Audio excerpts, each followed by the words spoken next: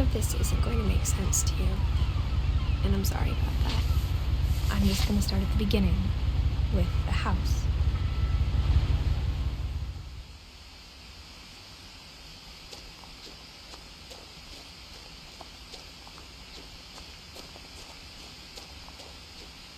I lived here until I was 11, but I wasn't allowed inside half the rooms.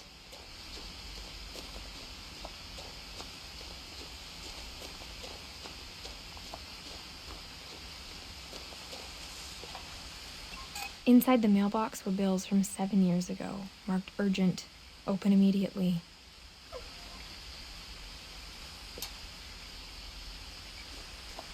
I hadn't been back since my brother Lewis's funeral.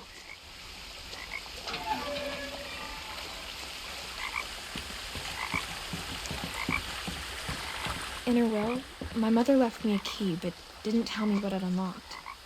Maybe she thought I'd know, or she thought that the mystery would be enough to bring me back.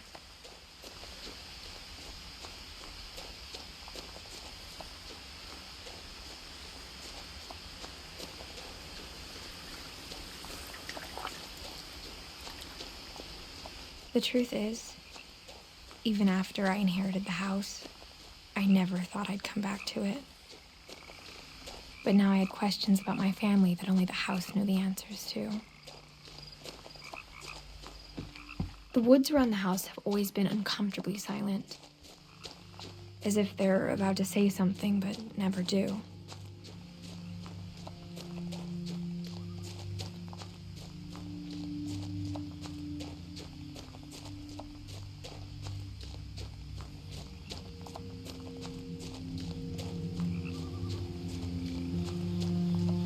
The house was exactly like I remembered it, the way I'd been dreaming about it.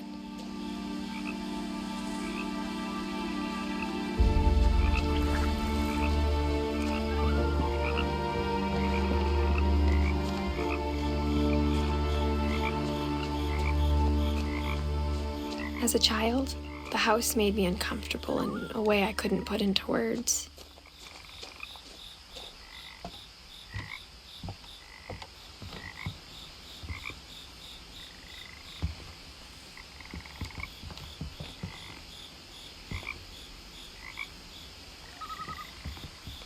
Now, as a 17-year-old, I knew exactly what those words were. I was afraid of the house.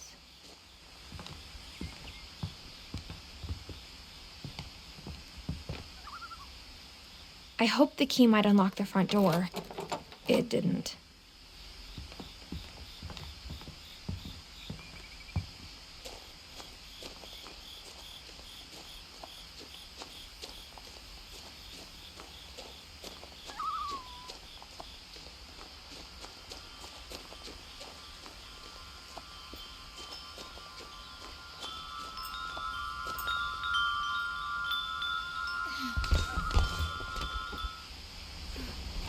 Crawling through the doggy door used to be a lot easier when I was 11.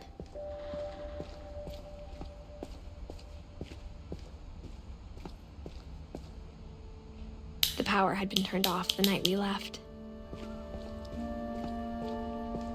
For the first time in years, I felt like I was home.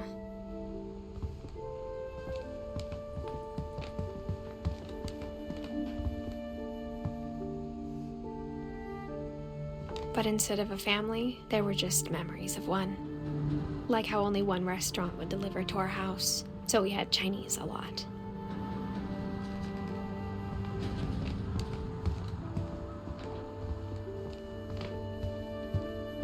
The table was still a wreck from the night we left.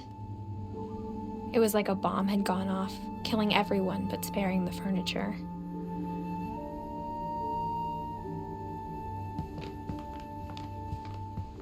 Nothing in the house looked abnormal. There was just too much of it, like a smile with too many teeth.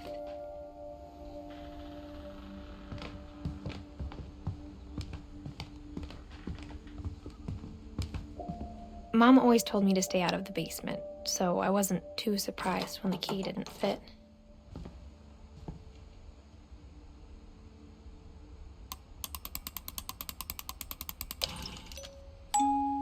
Great-Grandpa Sven built a music box for Barbara, along with the rest of the house.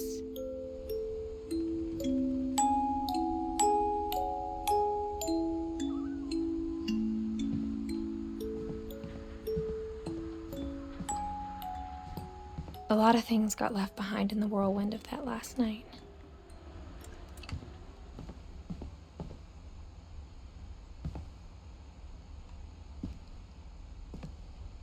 After Milton disappeared, Mom sealed up all the bedrooms.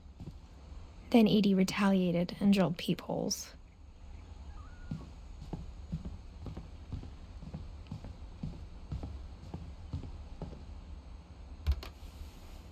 My Grandpa Sam spent 7 years sharing a room with his dead brother, Calvin.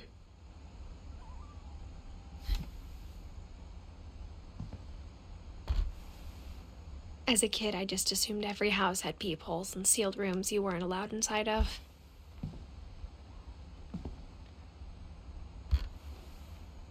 The last time I was in Edith Sr.'s room, I was 10 and she was painting my portrait.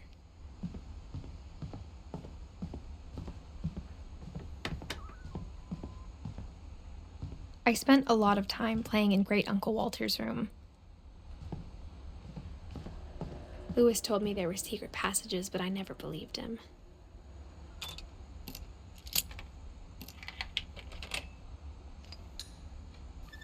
Turns out, my mom was really good at keeping secrets. Now it was time to find out what my mom had been afraid of.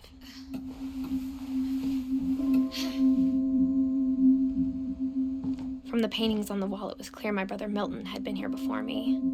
Reading this, maybe it sounds like I had a plan, but I had no idea what was behind that door.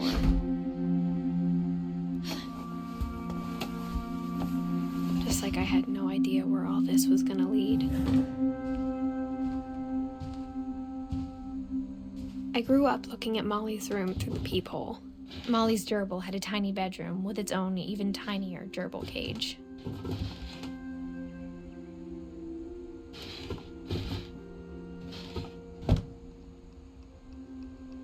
Being inside for the first time, I felt like I'd stepped behind a painting.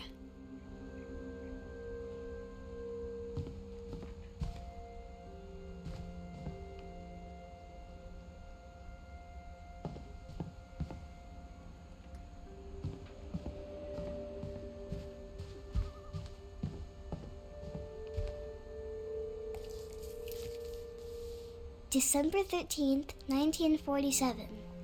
Dear Diary, I'll be gone soon, but I wanted to tell somebody about what's gonna happen.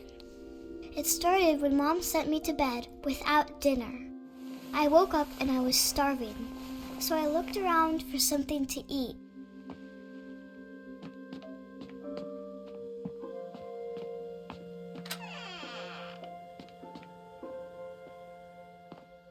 I ate a lot of things that night.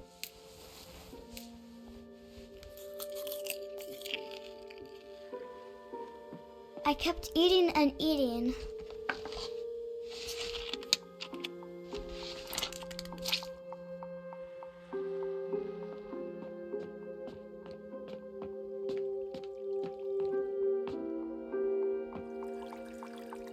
I thought about eating Christopher, but I held back.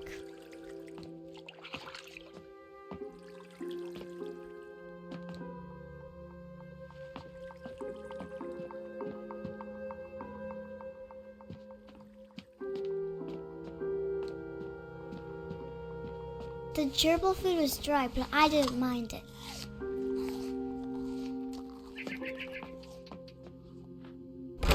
Mom, can I come out now? Sweetheart, it's late. Go to sleep. My Halloween candy was all gone.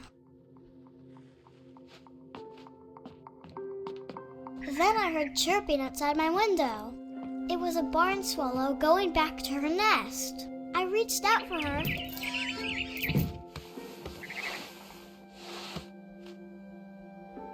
And suddenly, I was a cat. I tried to be quiet, but the bird was really scared.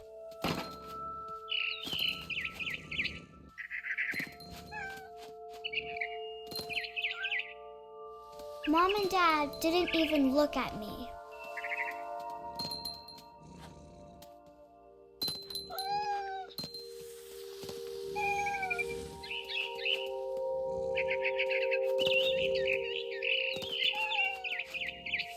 I jumped and I almost got her.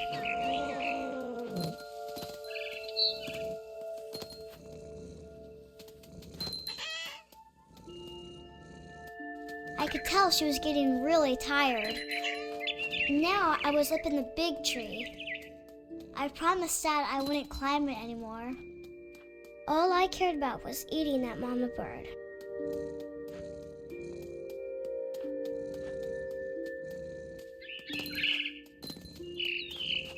I gobbled her up. And suddenly, I was an owl. First, all I heard was the wind. Then I heard little teeth nibbling in the grass.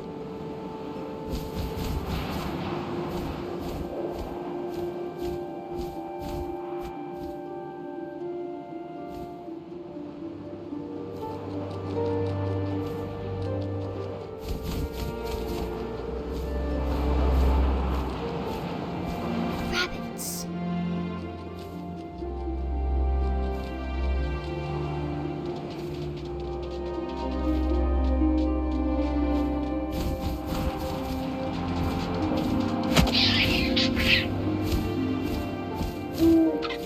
I imagined his face looking up and seeing mine through my talons. I swallowed him up, and I didn't chew one bit. Then I flew off to find something bigger.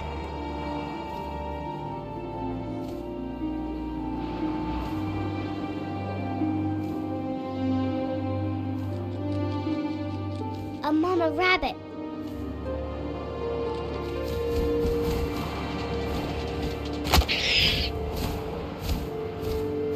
She was almost too big to carry. I started choking, but I couldn't stop eating. And suddenly, I was a shark.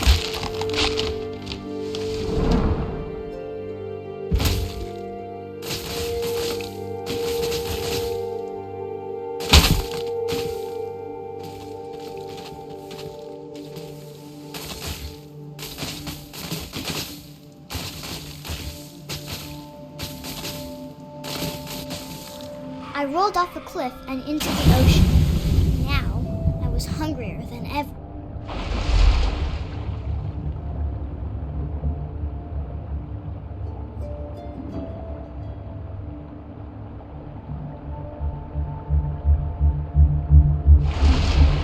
I wanted fat, juicy seals.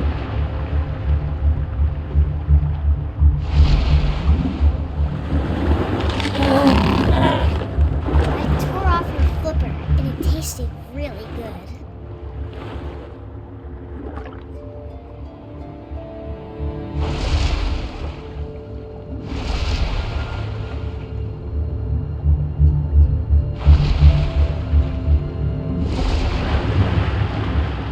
I grabbed on tight.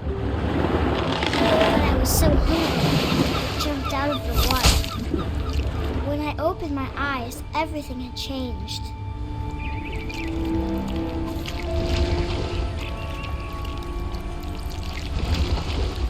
Now I was a monster, and I smelled people everywhere.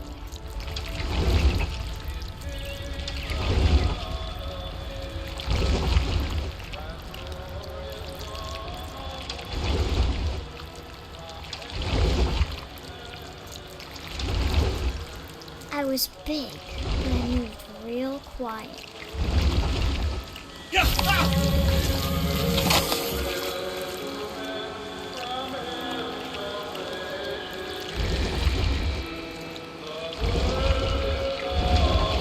I wanted to stop, but also I didn't.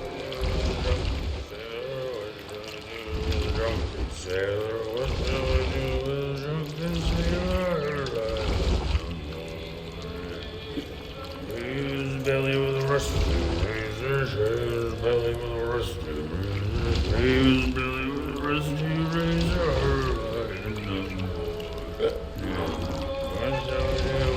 After the last passenger, I was still hungry. Across the water, I smelled something new, something I had to have, so I swam towards it.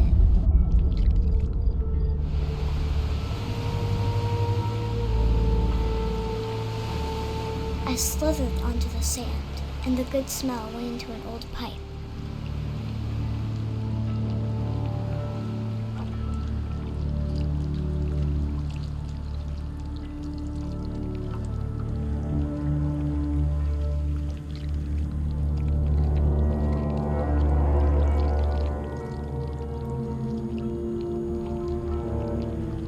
I got closer and closer.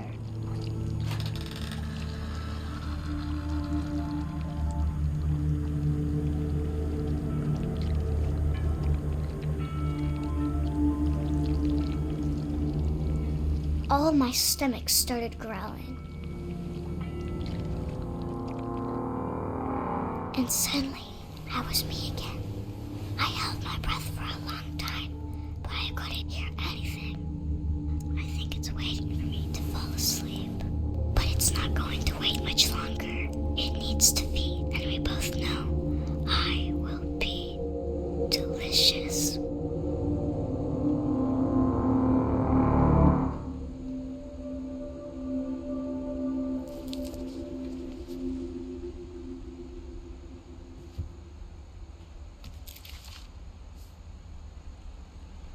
I'm not sure if I believed all of that, but I'm sure Edie would have.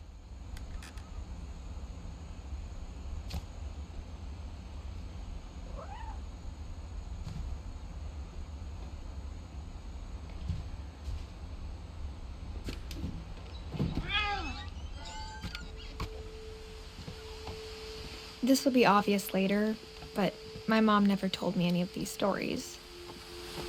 Edie would have, but Mom didn't like bringing up the past. Though, when we adopted a stray kitten, she was the one who named it Molly. I spent a lot of time in Great-Grandma Edie's room. Edie gave a big interview about a mole man living under the Finch house. My mom was furious. I hadn't thought of myself as Edith Jr. for a long time.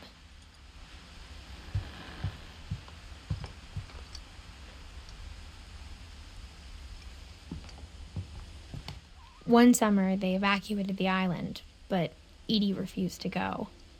For a few weeks, she was a celebrity.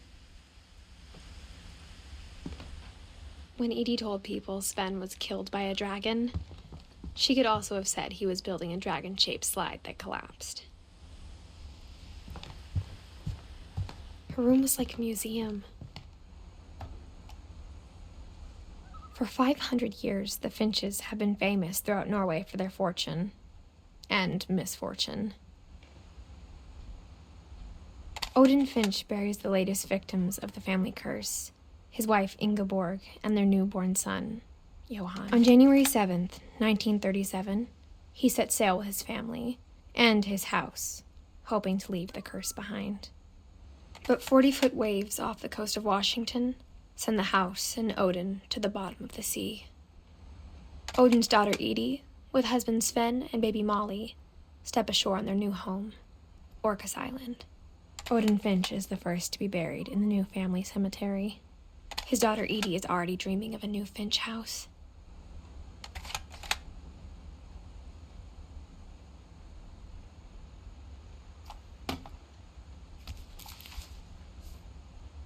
Whatever's wrong with this family, it goes back a long ways.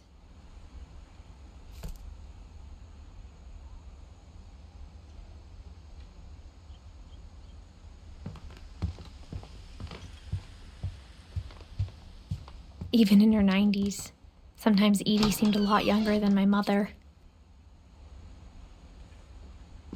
The only trace Grandpa Sam's first wife Kay left on the house was the pink bathroom. It was a pretty big trace.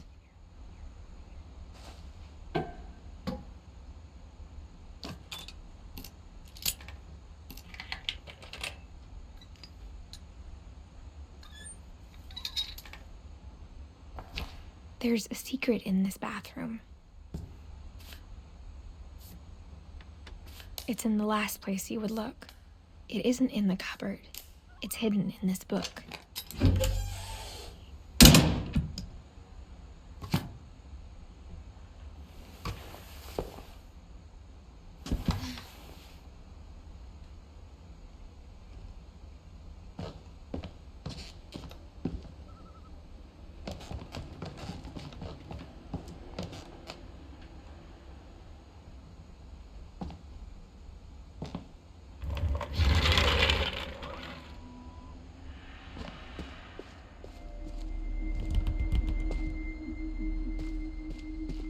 I knew Grandpa Sam had a twin,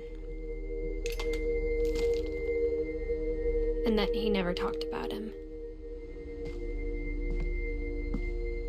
I guess my grandpa didn't like history any more than my mom did.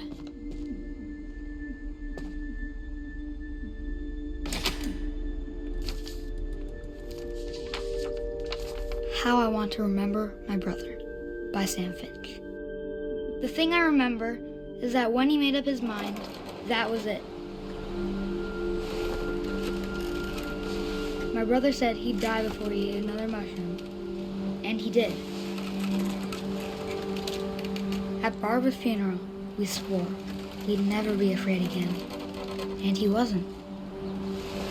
I think Calvin always wanted to fly.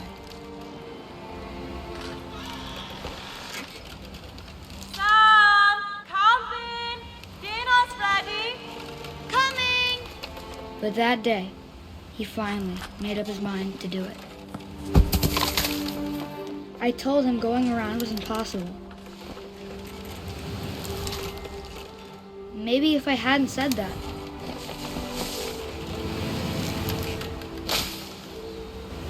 Alvin, I'm not gonna tell you again. Maybe if the wind hadn't picked up. Then maybe he'd still be here. But I doubt it. I think he'd already made up his mind. That's what I want to remember about my brother.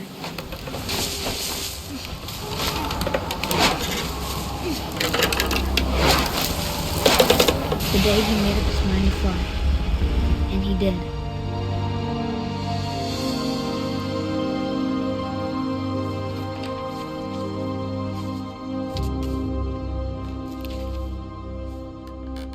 Calvin's story felt strangely familiar. When I was younger, I remember trying to do the exact same thing.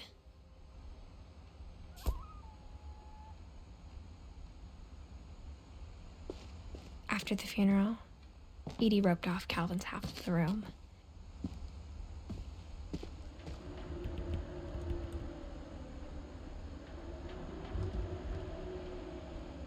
Mom said Grandpa Sam enlisted at 18 and never set foot in the room again.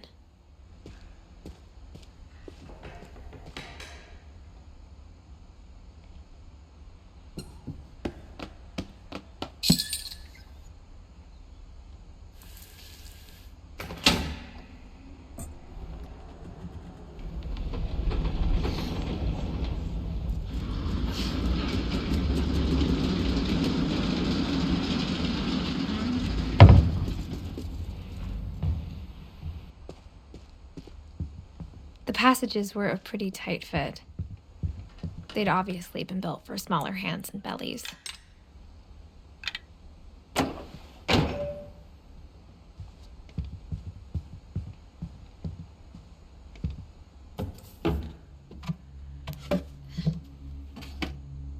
Growing up, I always thought of Barbara as a child star.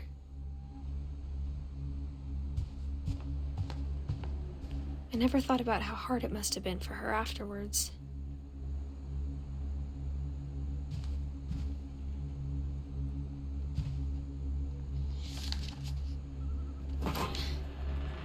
Of all the stories people wrote about Barbara's death, I'm surprised Edie saved this one.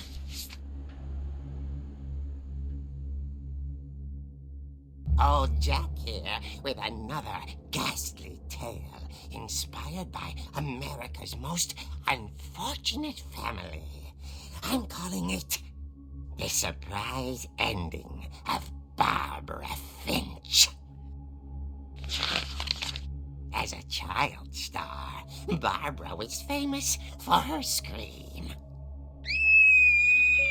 Now at 16, she was all washed up, a has-been. But in a lucky break, she'd been asked to perform her signature scream at a local convention for monster movie fans. It was just the boost her career needed. Unfortunately, her scream hadn't aged well.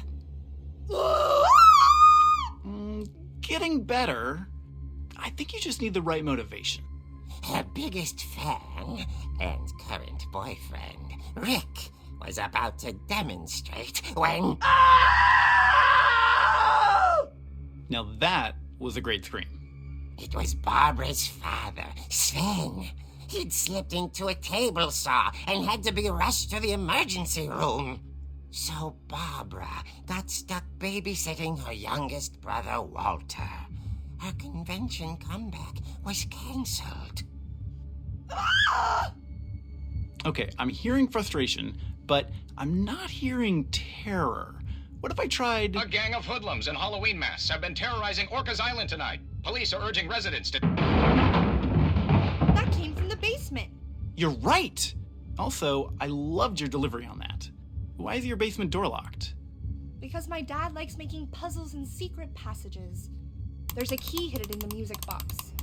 The secret is to keep winding and winding until finally the key pops out. Thanks, babe. I'll be back in a sec. 20 minutes later, Rick hadn't returned. So Barbara went to look for him, right on cue. She reached for the music box.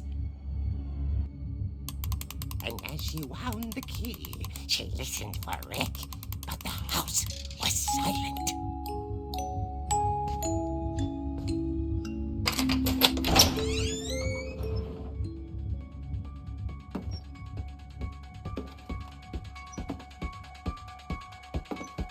She found Rick's crutch and imagined the worst.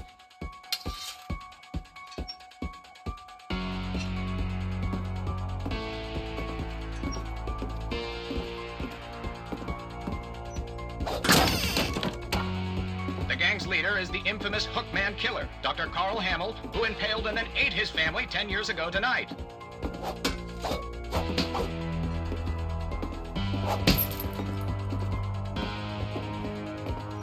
The old fridge rattled and grew still. Oh dear!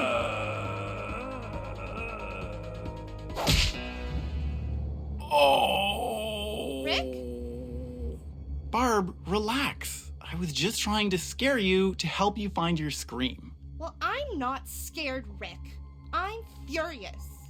Then act furious. All I'm getting from you now is that you're hurt and confused and She threw him out, but she kept a little something to remember him by. Barb, have you seen my other crutch? And she was still holding it when she fell asleep watching the late picture show. Hours later... Barbara! Walter, what's going on up there? Ah! Okay, I'm coming up, but if this is a trick, you're dead, Walter.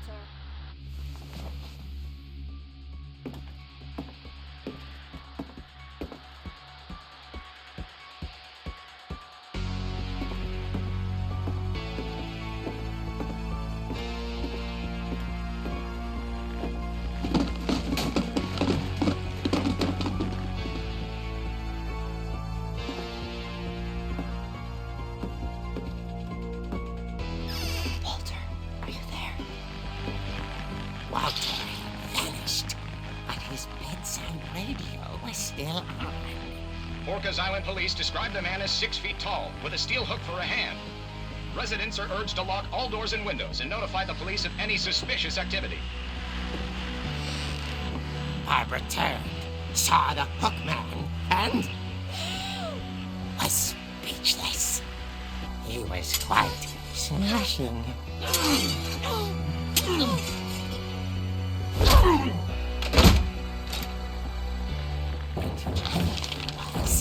He couldn't get enough of Barbara. Okay, Barbara, there's gotta be another way out of here.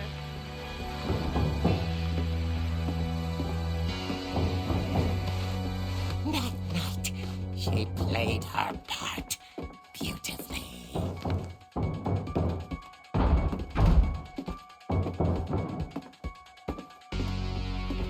She thought about abandoning Walter, but just couldn't do it.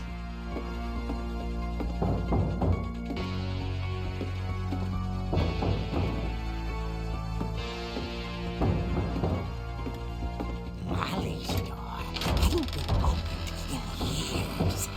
The hinges groaned.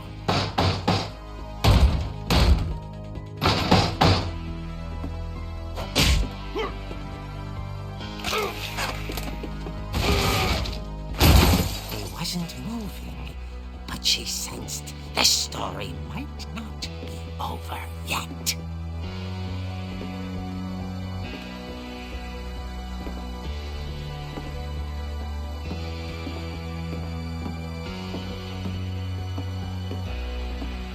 The hookman had vanished. She listened for his breathing, but all she heard was...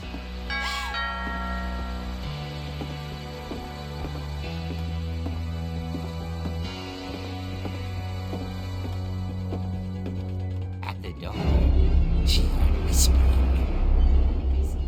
It was coming from inside the house.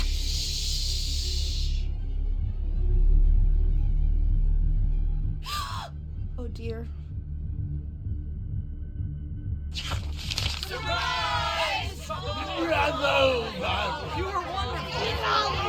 monsters had come to surprise her.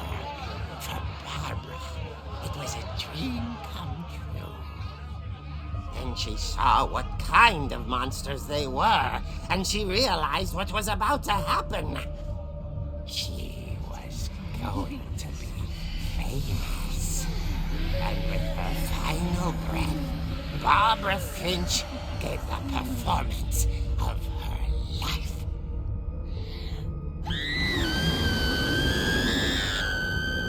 I wasn't there myself, but I hear Barbara was magnificent.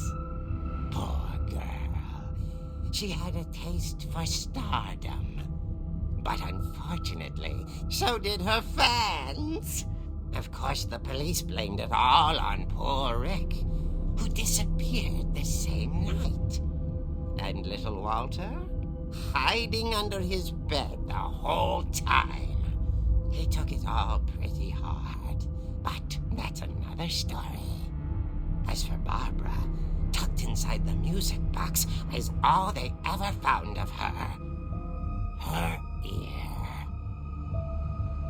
Now that's what I call a real eerie tale.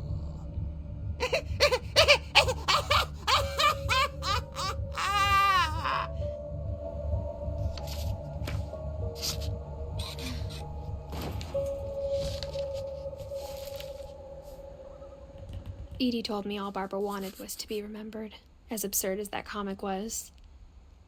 Maybe what Edie saw was a happy ending.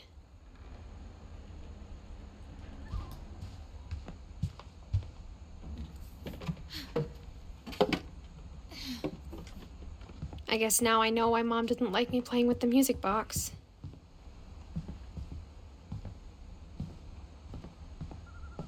Whenever people ask me about my family, the first thing they always want to know about is Barbara. Edie's father, Odin, built the original house.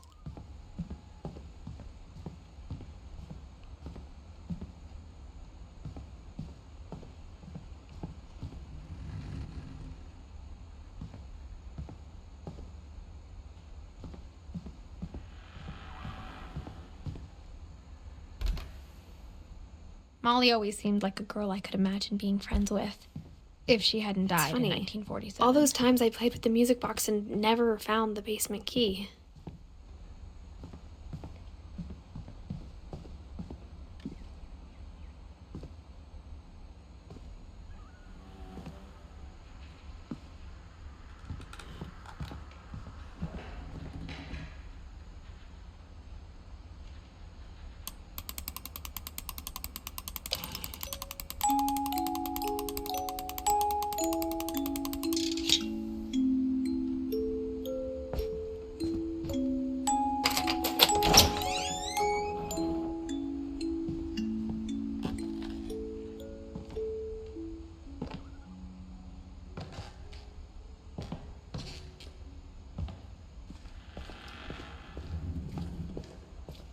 Mom said the basement was off limits, unless I wanted another tetanus shot.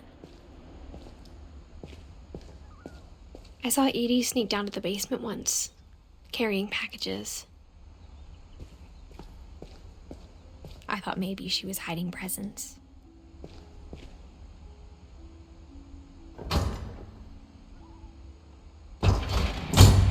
It turned out she was hiding a lot more than that.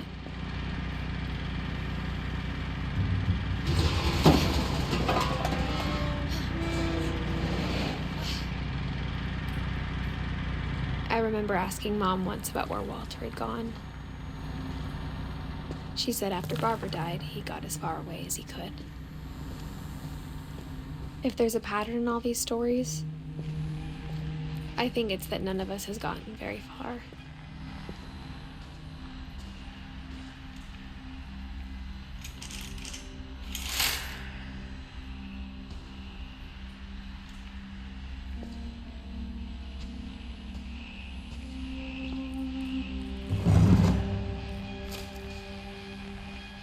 Goodbye, everyone. I can't believe I've been down here for 30 years. On that first day, after the shaking started, I didn't think I'd survive a week.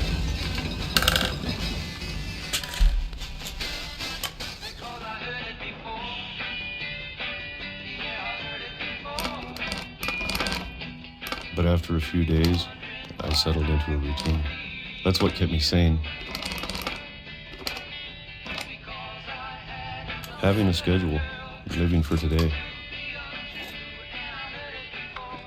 I always expected to be dead tomorrow. But if you wait long enough, you get used to anything.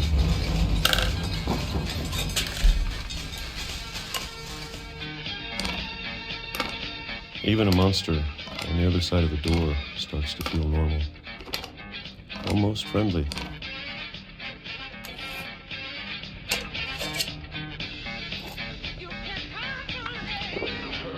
And then one day, everything just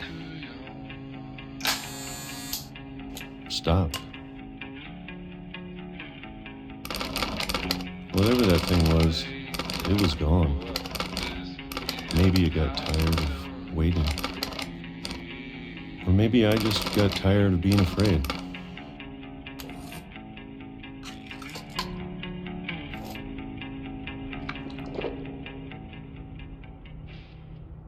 It's been a week now, the longest in 30 years. I'm done waiting. I have to leave while I still can.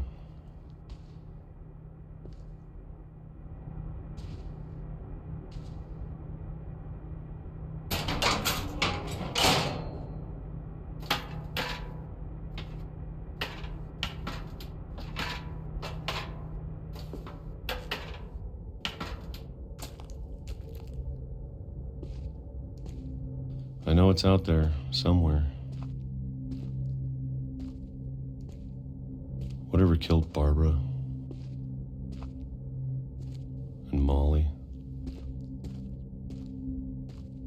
and Calvin.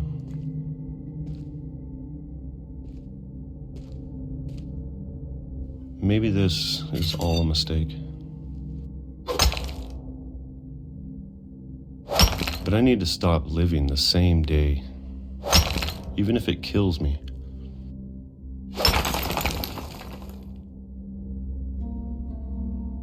Whatever's out there, I want you to know I'm ready for it. I'm going to appreciate all of it, especially the food. I don't mind if I only have a year left, or a month, or a single week. I'd be happy with one more day. I can already imagine the sun on my face.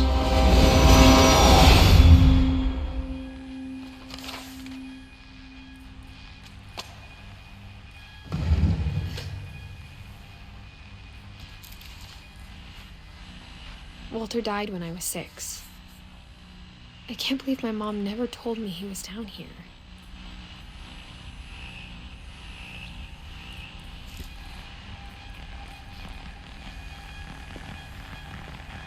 I'm sure my mom was trying to protect me.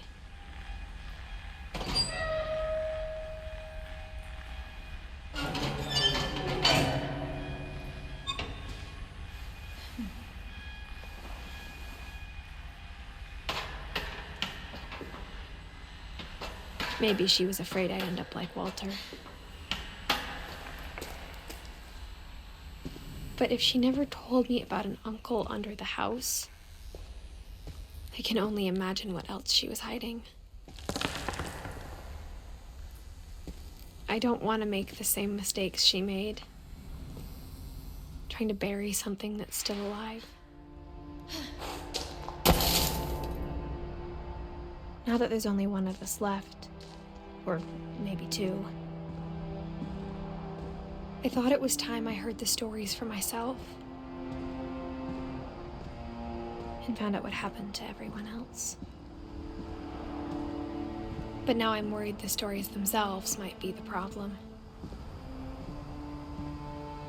Maybe we believed so much in a family curse, we made it real.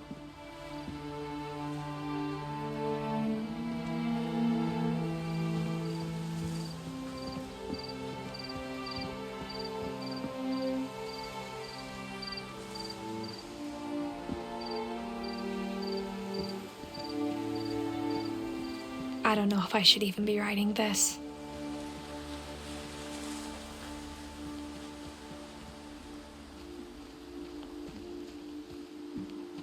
Maybe it'd be better if all this just died with me.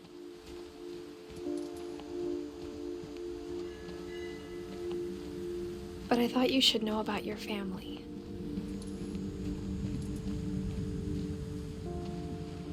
And the history you're a part of. Though to be honest, I feel as lost as you probably do right now.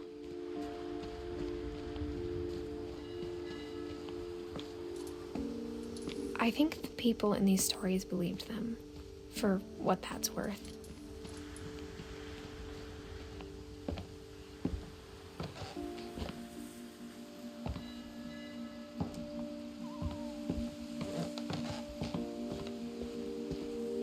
And when you look at the house, that history of imagination and stubbornness and madness, any of it seems possible.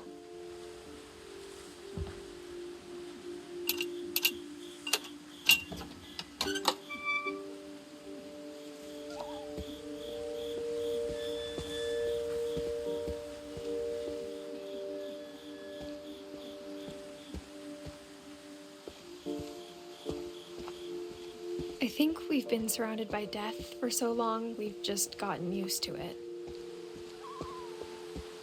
What kind of family finishes building a cemetery before starting the house?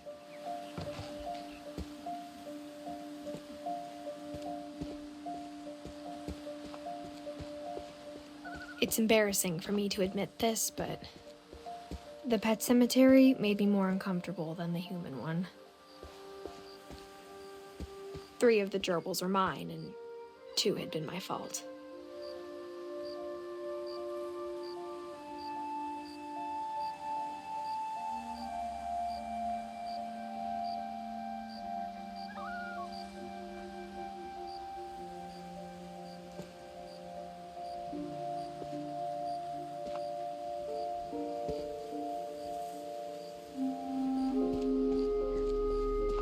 Sven built the house, but it was Edie who designed the cemetery.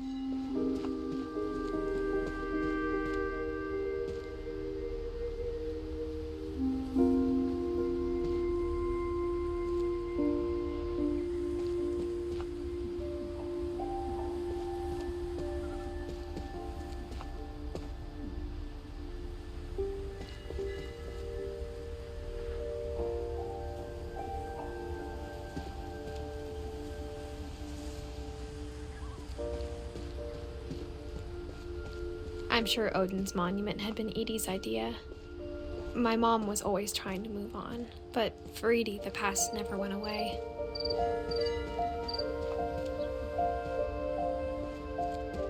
She could see it poking out of the water at low tide.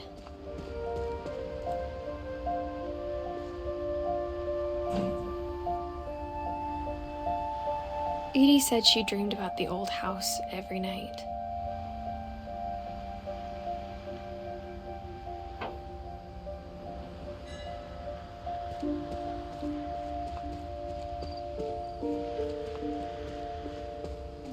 Edie's side was always easier for me to understand.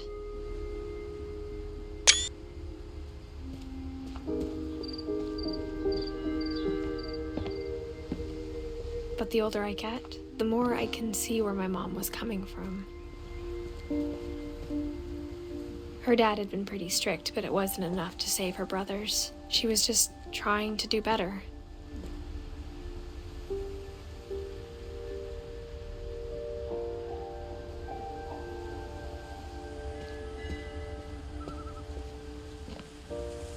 She lost 2 of her brothers, just like I did. I get why she tried so hard to protect us. There's so many things I wish I could ask my mom now. Part of me thinks this is what she wanted all along. For me to come back someday and find everything out for myself.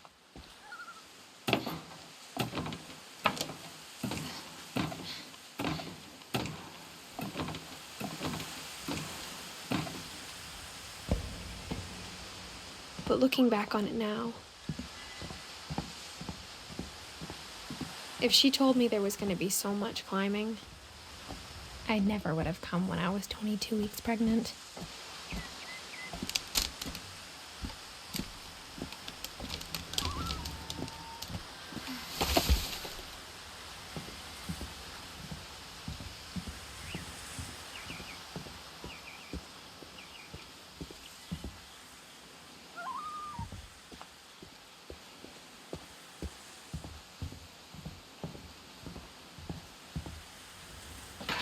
I never met Grandpa Sam, but I think he and my mom had a lot in common.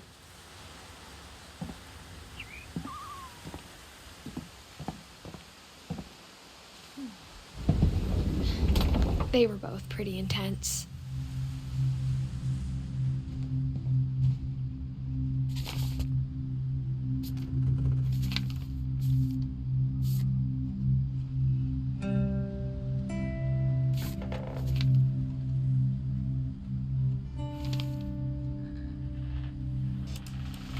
Dawn, I promise, you'll never forget this weekend.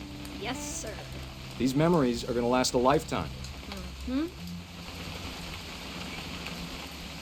Am I gonna have to... Perfect. It's gonna rain the whole weekend, isn't it?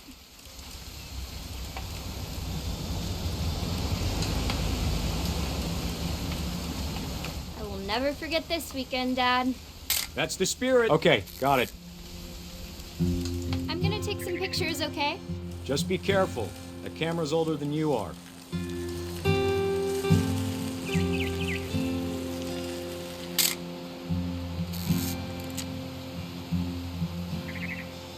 You're right, Dad. It's starting to clear up. Still freezing, though.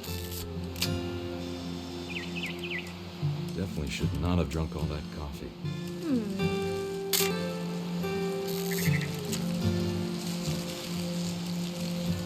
Hold still while I take a picture of you. I definitely won't be May. That's a keeper.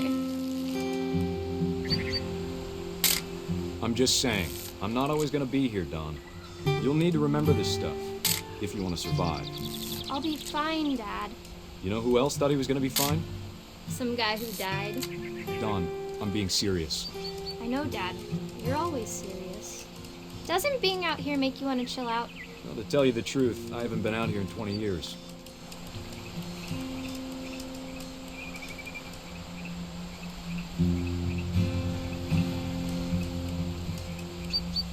Last time I was with my brother Calvin.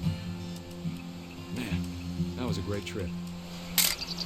Your grandpa Sven taught us how to fish. Dad! Good eyes, Don. Before you take the shot, let me get a picture of you. Dad,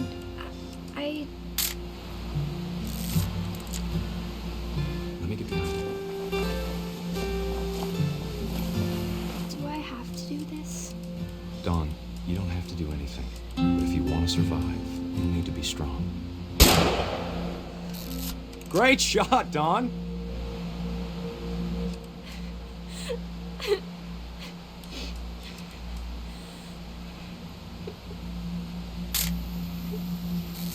I'm proud of you, Don. Always remember that, okay?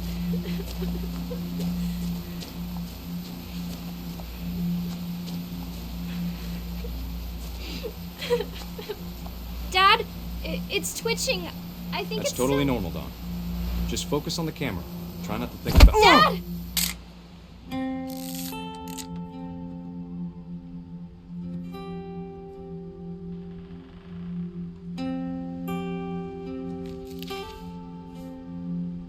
Of all these stories, that's the one I wish most that my mom had told me.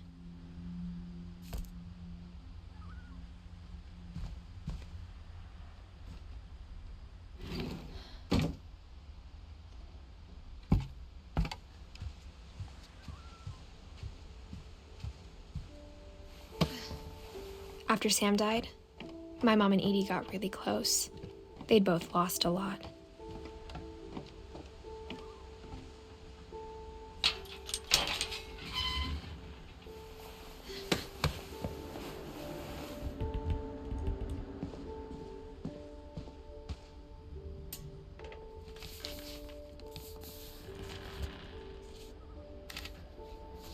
Dear Kay, do you remember the way Gregory used to laugh when he thought he was alone? Like something funny was happening, but only he could see it.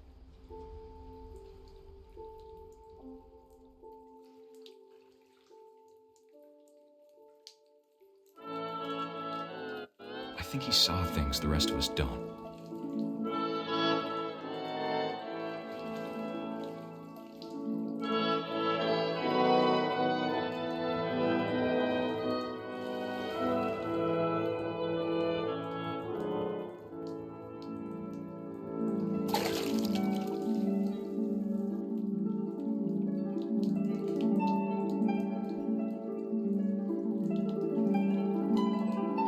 Time's over, Gregory. It's time to... Hold on, sweetie. Hello? Sam, I told you I don't want to talk right now. I wonder what he saw.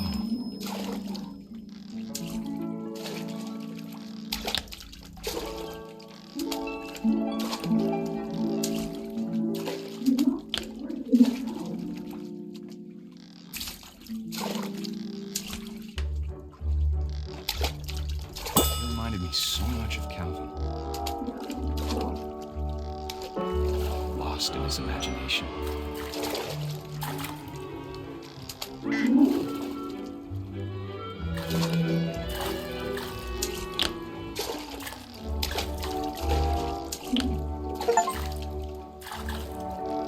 Whatever it was he saw.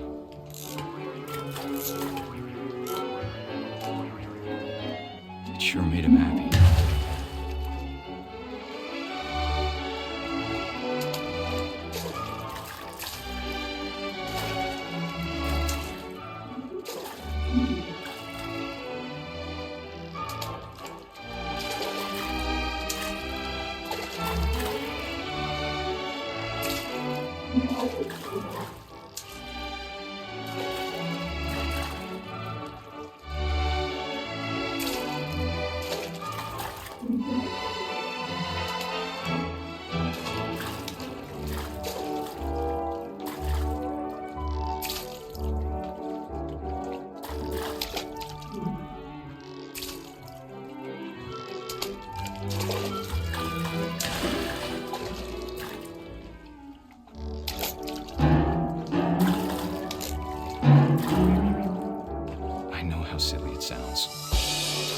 I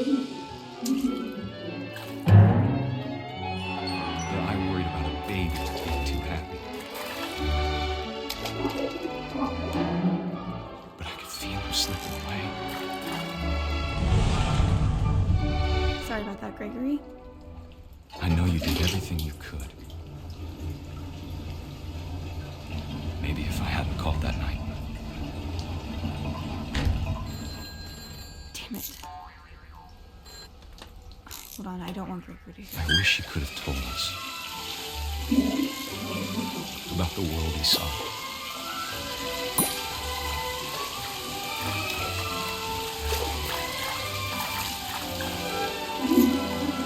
There's so much I don't understand about Gregory, about everything.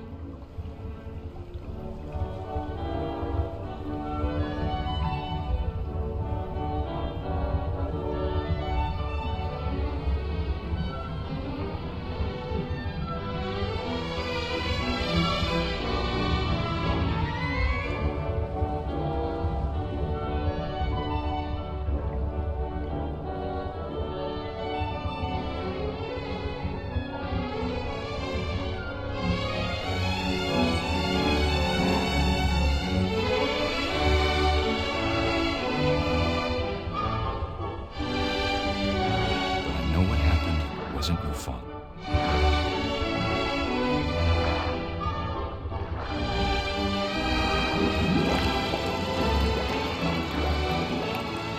I'm sure he's happy. And he'd want you to be happy too. Good luck, Kay.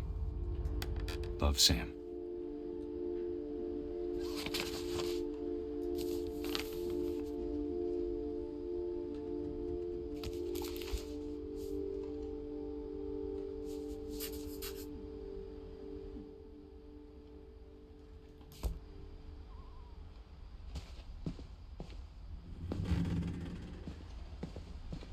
I can't imagine my mom ever writing poetry, and yet...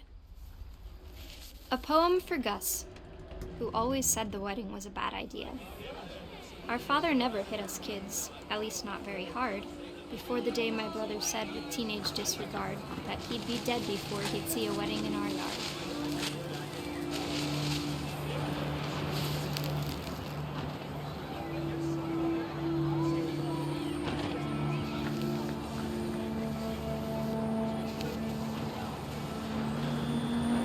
Father made him come, of course, but Gus stood far apart, just flew his kite and bottled up the storm inside his heart.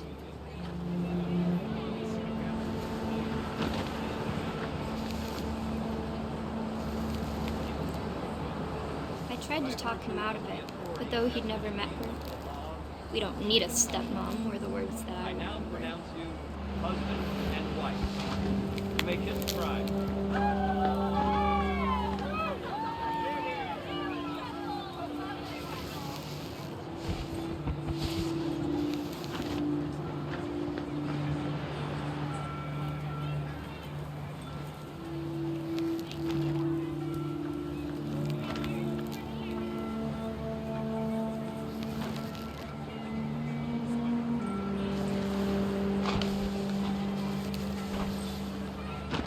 When the time for photos came, Dad ordered him to come here.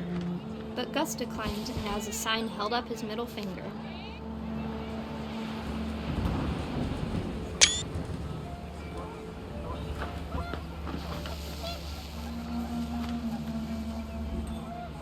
The wind picked up and panicked geese appeared and quickly went. But all the humans did that day was go inside the tent.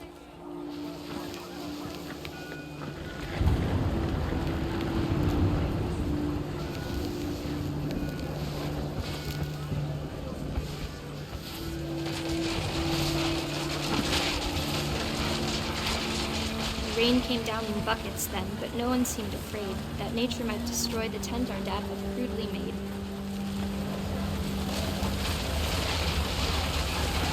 The thunder sounded much too close and full of angry power. But all my father said to this was, "Make the music louder."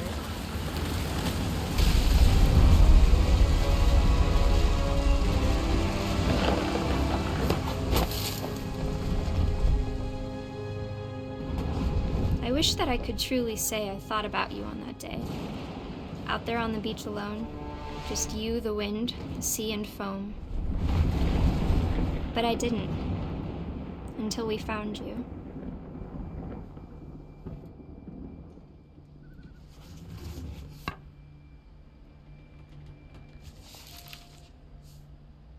She never talked about him, but Mom told me once if I was a boy, they were going to name me Gus.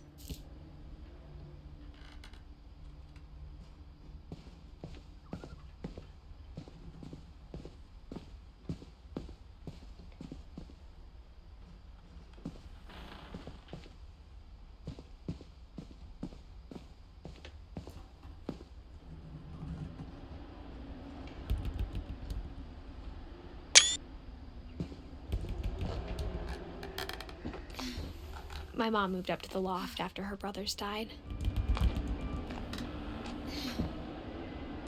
At the time, it was as far away as she could get.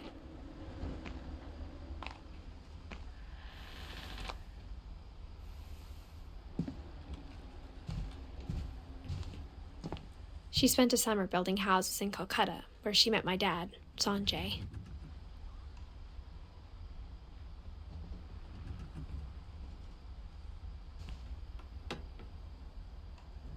My mom moved to India a week after graduation and got a job teaching English. Louis was born a year later. When my dad died, I don't think Mom knew where else to go.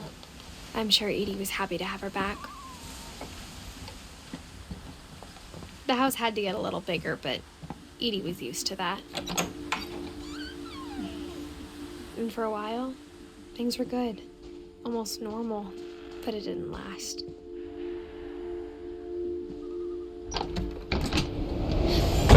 The beginning of the end was Milton's 10th birthday, when Edie gave him a castle. After Milton disappeared, the only thing he left behind was a room full of paintings.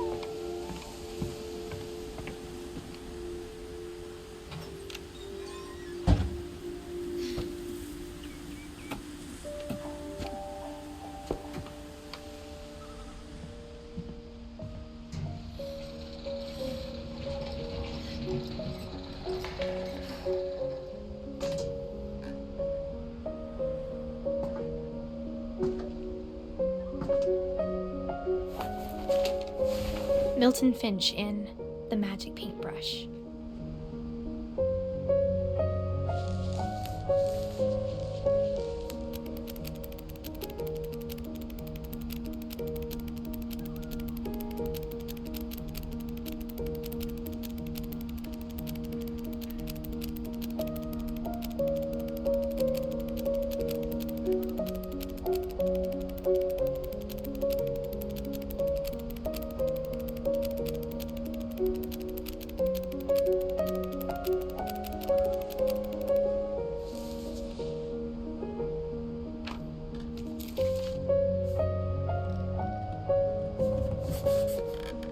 I was 4 when Milton disappeared.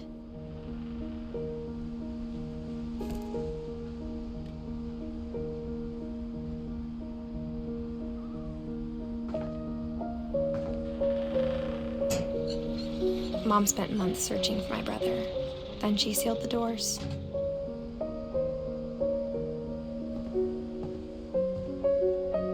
Whatever Milton had found in the house, Mom didn't want it getting out.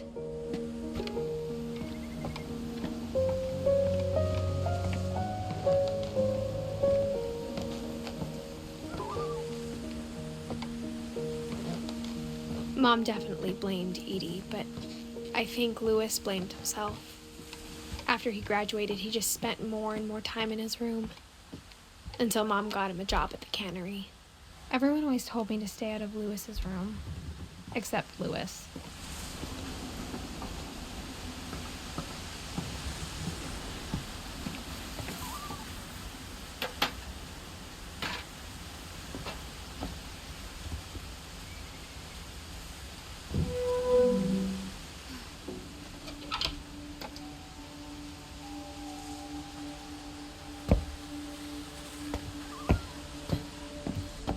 Lewis's room smelled very, very familiar. That part of him lived on. Lewis and I spent a lot of time playing games together, but he was surprisingly bad at them. He died a lot.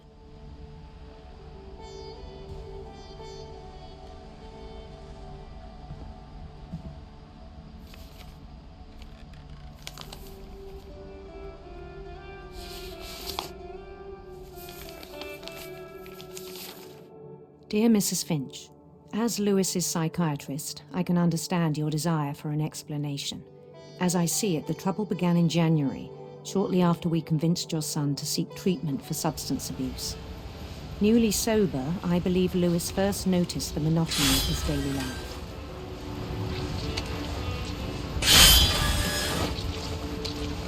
He kept working at the cannery, but he withdrew part of himself. In our sessions, I saw the same behavior.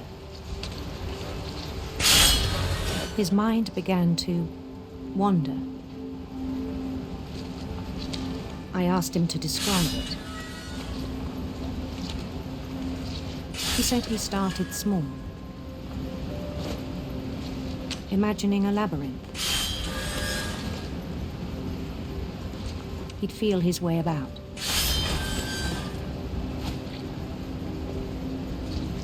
Then something moved. Bats. And toads.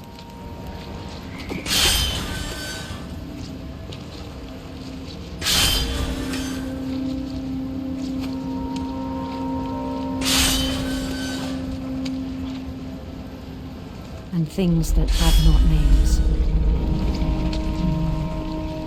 He knew it was all in his head. He took it very seriously. I had hoped he'd find himself.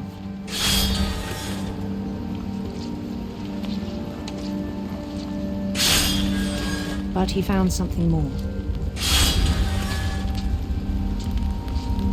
I worried about him then. Daydreaming at the cannery. I spoke with his boss. But he said Lewis had become a model employee. Methodical, tireless, focused. Like a whole new Lewis. So I let him go on.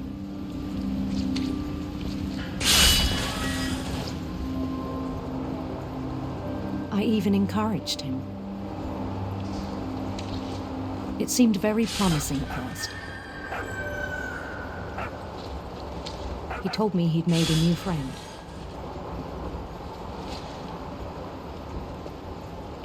On the edge of a city he named Lewis Topia.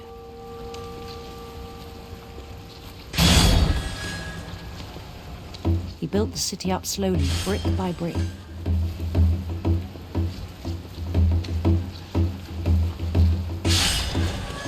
Then he made musicians.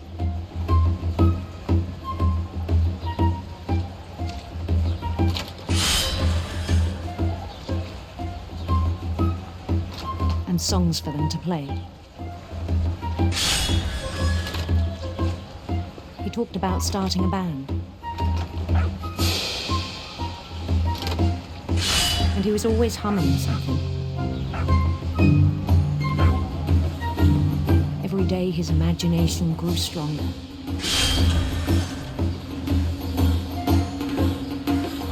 He no longer spoke at the cannery,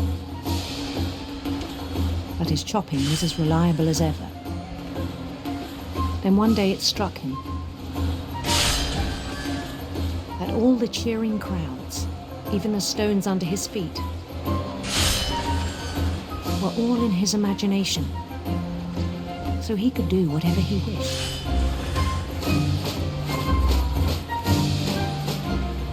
He held an election for mayor.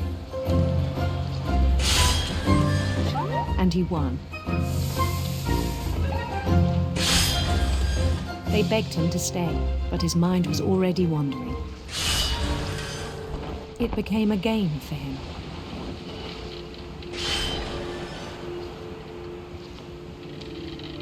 He'd conquer a city, then immediately push on.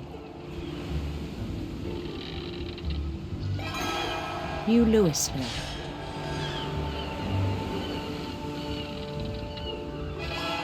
St. Louis.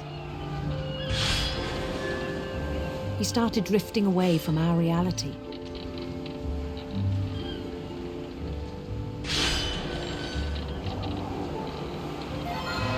Minneapolis. Until one day he forgot to go home from the cannery.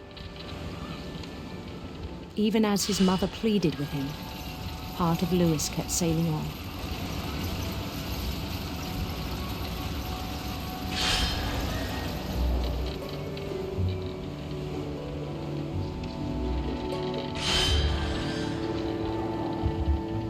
In Louisburg, he heard rumors of a handsome queen.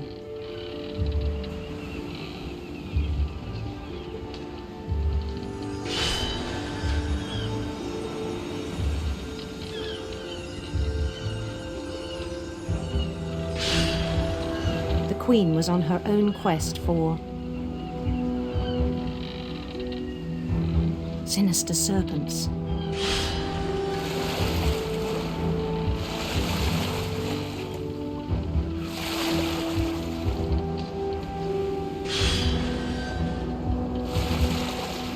He followed the sound of her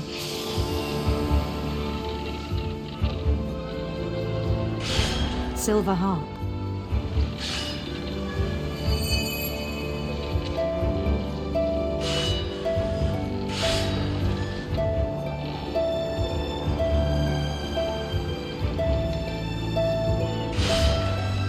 His chase led him to a golden palace east of the sun and west of the moon. Even then, his logic remained sound.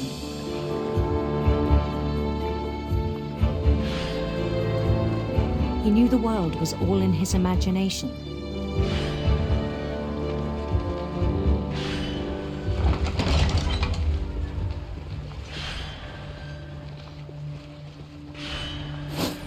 But he was so proud of having created it. In his own eyes, he'd become something greater than a king.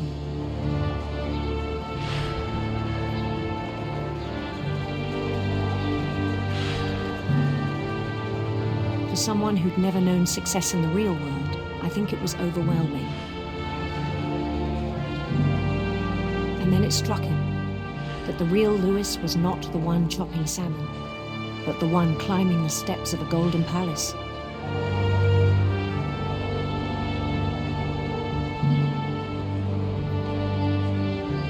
My imagination is as real as my body, he told me.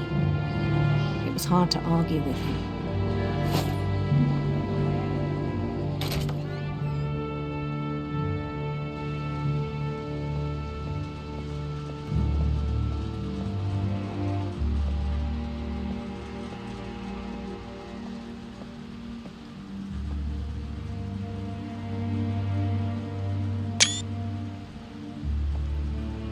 Began to forget the world we know.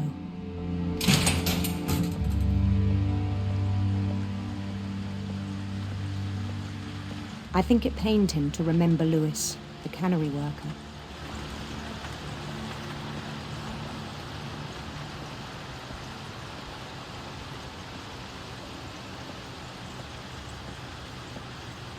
He began to despise the man with a royal contempt.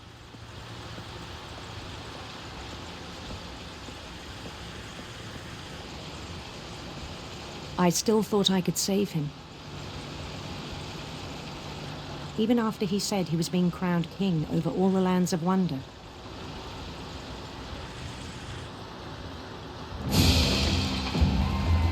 palace would be packed with his companions.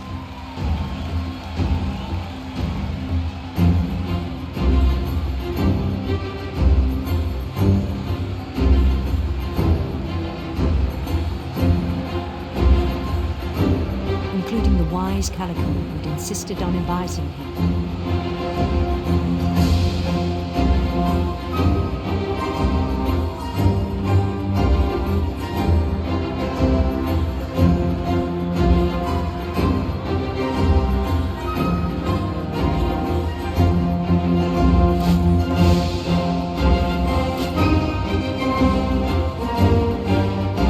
His queen waited, holding his crown.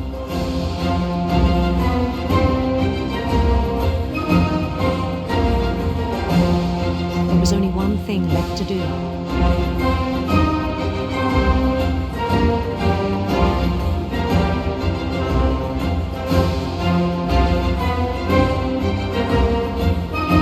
Bend down his head.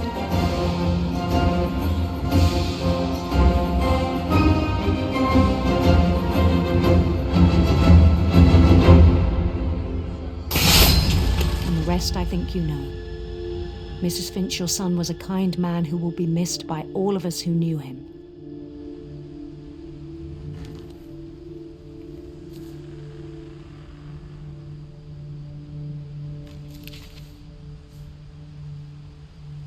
My brother was really cool. I wish you could have met him.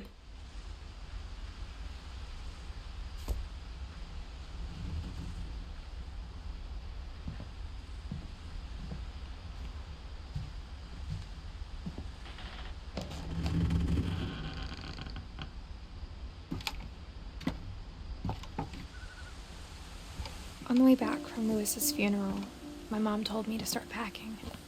She waited until the day before we left to tell Edie. I'm not sure if she wanted to make it easier or harder. I wish we'd stayed. But I understand why we left.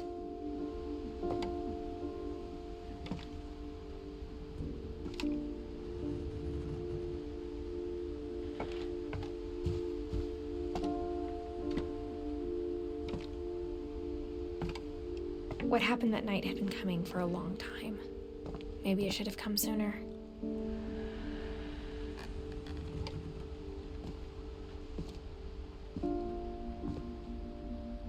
But it had to end one way or another.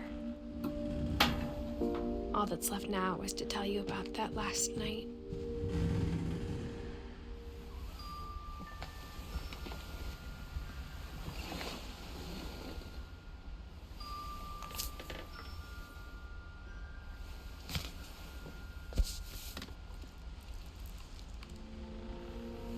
That whole last day, Edie just watched us pack and didn't say a word. Until supper, when she raised her glass and said, "To our final night together, and all our final nights apart." Grandma, you know what I said about alcohol. Some of your medications are very Edith, specific. I left a present for you in the hallway. Why don't you go open it? The grown-ups have to argue now. I'm sorry, you're right. We're all leaving tomorrow. Let's just enjoy our last... I'm not leaving. Edith, you're excused.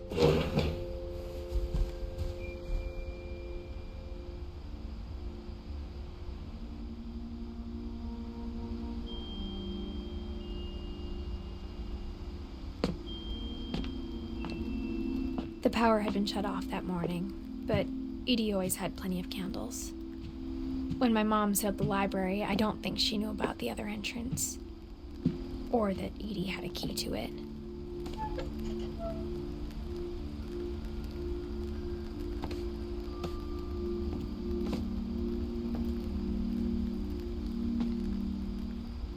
That thing you're afraid of isn't going to end when you leave the house.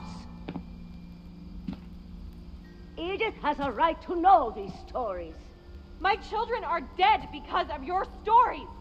I think it's best if Edith and I leave tonight. We'll have the nursing home send a van for you in the morning, okay? Dear Edith, There's so many stories I wish I could tell you, but there's only time for one. This is about what happened on the night you were born. That night, the tide went way, way out. It was the first and last time I ever saw the old house aground. There'd been an earthquake out in the middle of the ocean. They called it the lowest tide in 1,000 years. God, it smelled awful. You know, I've seen that house every day of my life.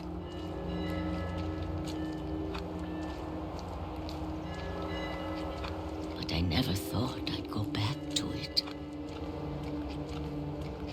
When the fog rolled in, I lost my way.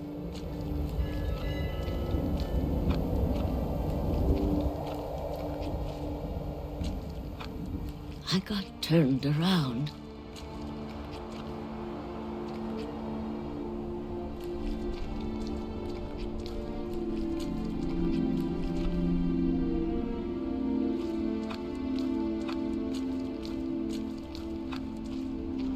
For a while, I wandered.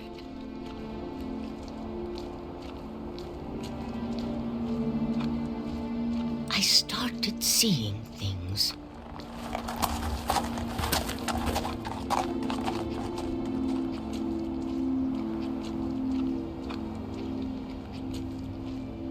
Things I'd forgotten had ever existed.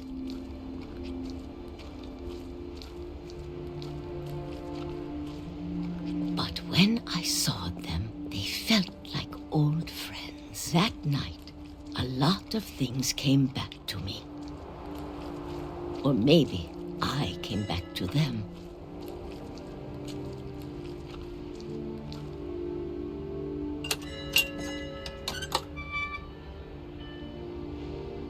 Things I can't explain, but that I need you to try and... Edith, what are you doing in here?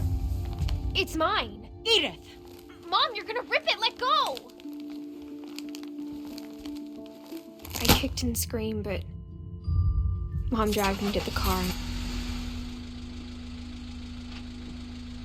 I never saw Great-Grandma Edie again. The next morning, the band came to pick her up, but she was already gone. After that, we moved around a lot.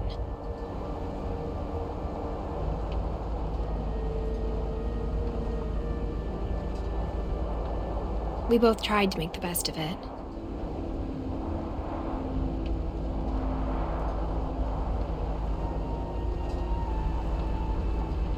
A few years went by.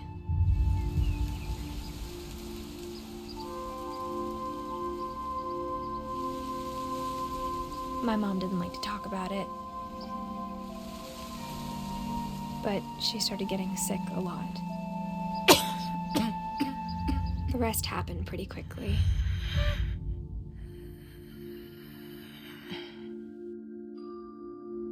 She got better for a while, and then she didn't. And then I was alone.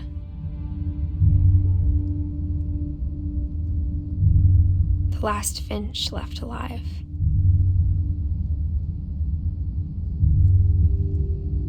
Until I found out about you. I'm still not sure what to tell you about all this.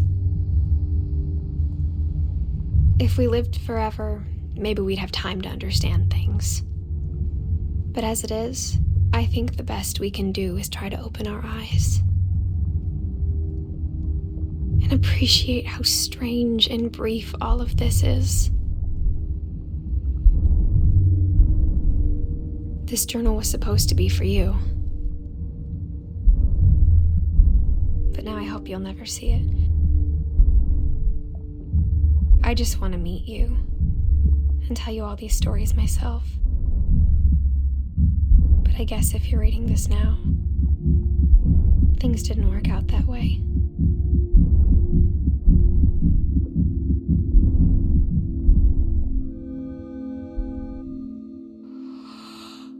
This is where your story begins.